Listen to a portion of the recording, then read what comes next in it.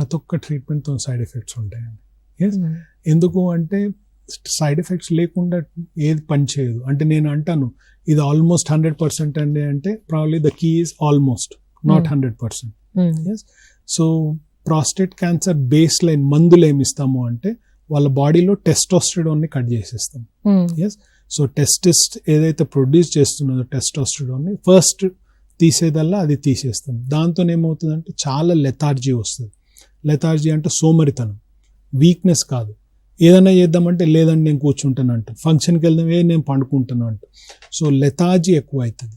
Then proximal muscle weakness ఎక్కువ అవుతుంది. Then bones density తగ్గుతుంది, అంటే బోన్స్ పోను కొద్దిగా వీక్ అవుతాయి. సో దిస్ ఈస్ టెస్టోస్టెరాన్ తగ్గించినాము అంటే. ఏ మెడికేషన్ ఇస్తున్నా కొద్దిగా సైడ్ ఎఫెక్ట్స్ పెరుగుతూ ఉంటాయి. ఇప్పుడు సర్జరీ చేసినా కానీ రిస్క్ ఆఫ్ యూరిన్ లీకేజ్ ఉంటుంది, సెక్షువల్ ఫంక్షన్ మీద ఎఫెక్ట్ అయ్యే ఛాన్సెస్ ఉంటాయి.